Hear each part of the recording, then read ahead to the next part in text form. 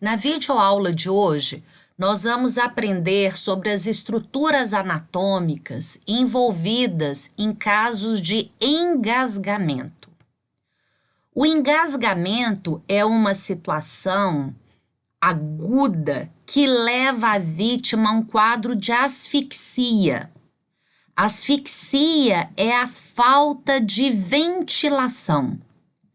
Muitas vezes, por um objeto estranho nas vias aéreas, o indivíduo não consegue mais respirar. E pela dificuldade do ar inspiratório levar oxigênio até os pulmões e os pulmões oxigenarem o sangue, o indivíduo, então, passa a acumular gás carbônico no sangue.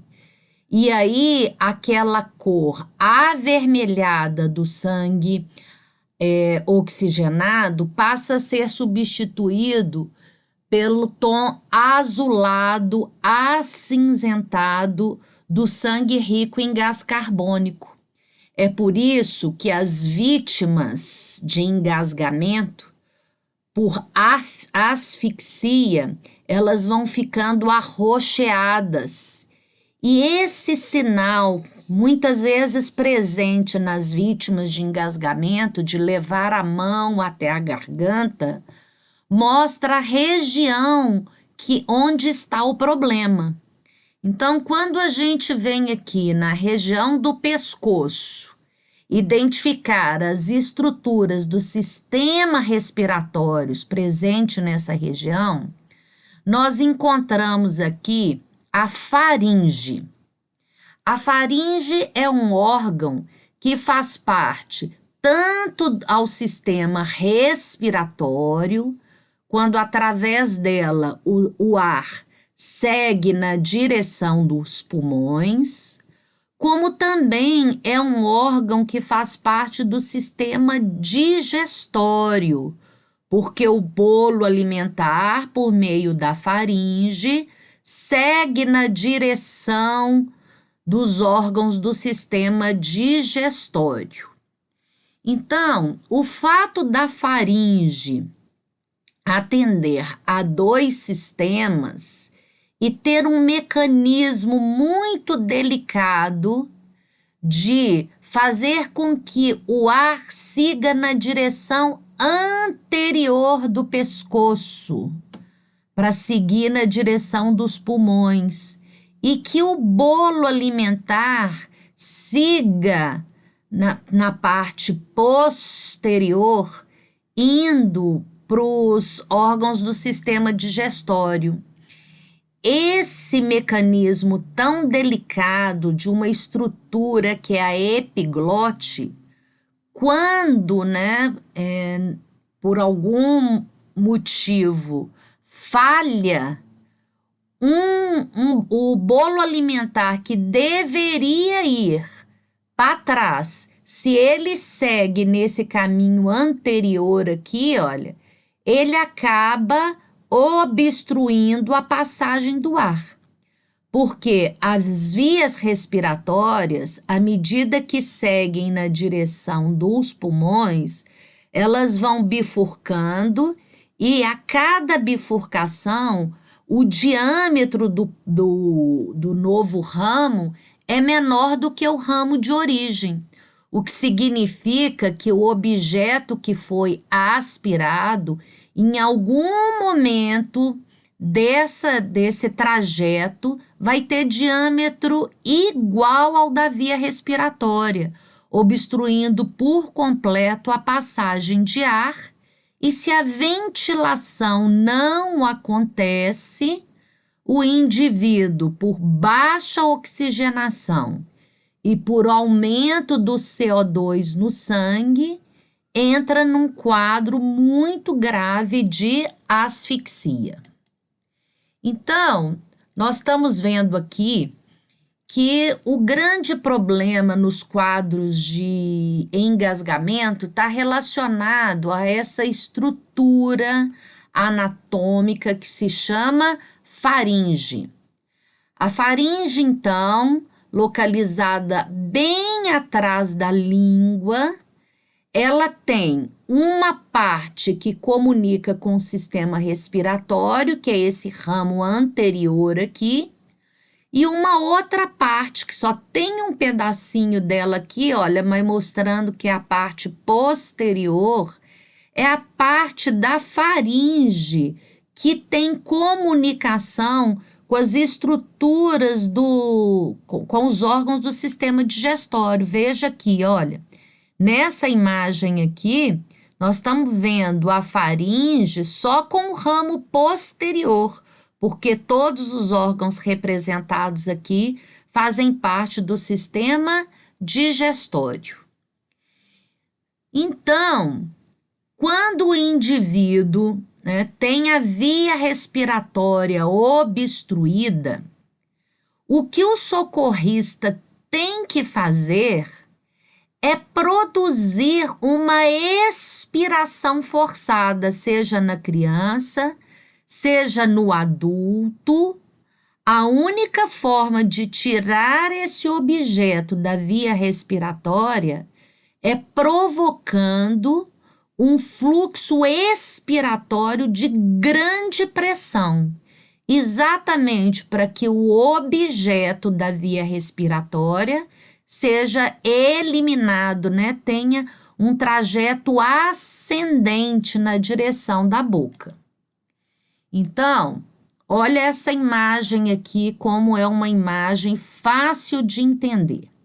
A faringe, que está aqui na região da garganta, é essa estrutura aqui, ó. Então, nós estamos vendo que superiormente ela tem ligação com o nariz e com a boca. Então, todo o conteúdo que vem da boca e que vem do nariz chega aqui nessa região da faringe. O que acontece? A epiglote, que é essa estrutura aqui, é que vai direcionar esse conteúdo. Quando o conteúdo é aéreo, isso tem que entrar aqui, olha, nessa parte anterior aqui, nesse ramo anterior, porque é aqui na laringe, onde tem as cordas vocais, é que o ar segue na direção dos pulmões. Por quê? Porque se ele continuasse, o conteúdo aqui da faringe continua aqui atrás, olha, isso aqui vai levar esse conteúdo na direção dos órgãos do sistema digestório. Então, aqui atrás já é o esôfago, que é um órgão do sistema digestório. Aqui na frente é a traqueia, que é um órgão do sistema respiratório. Agora, vejam vocês que tanto aqui, ó, traqueia e laringe chegam onde? Na faringe. E esôfago chega onde? Na faringe. Então, se tiver qualquer alteração no mecanismo de controle da epiglote, o alimento que deveria seguir nesse sentido aqui, se ele entra aqui, olha, ele vai obstruir a passagem de ar. Então, de novo, olha aqui, aqui está a língua, olha a língua aqui, tão volumosa, estão vendo? E aqui é o orifício da boca, olha. Quando o ar da boca, né, a pessoa que tem respiração oral, ou bolo alimentar, né, é lançado aqui, ó, pela língua lá para trás na garganta, ou ela segue, isso segue na direção do sistema digestório, ou segue na direção do sistema respiratório, que é anterior. A epiglote, ela tem a função de fechar essa passagem aqui, olha, quando o conteúdo que chega na faringe não é o fluxo aéreo. Então, olha só, quando a gente observa a passagem do ar na direção do pulmão, nós encontramos, né, as cordas vocais que têm que estar completamente, né, relaxadas para que a abertura dessa via permita a entrada do ar. Porque é na expiração que as cordas são vibradas e que o som é emitido. Então, qualquer objeto que, porventura, um bolo alimentar, um corpo estranho, que obstrua, né, essa passagem aqui, ó, isso aqui nós já estamos na laringe, a laringe é do sistema respiratório. Qualquer coisa aqui, olha, a pessoa não fala porque não tem fluxo respiratório. Muito bem.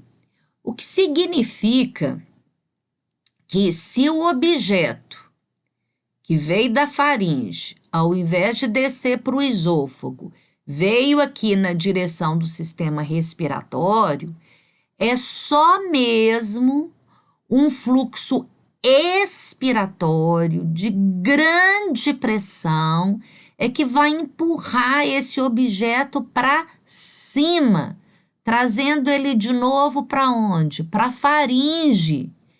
E aí, com movimentos da língua, esse objeto deve ser exteriorizado, olha aqui, ó, pela boca.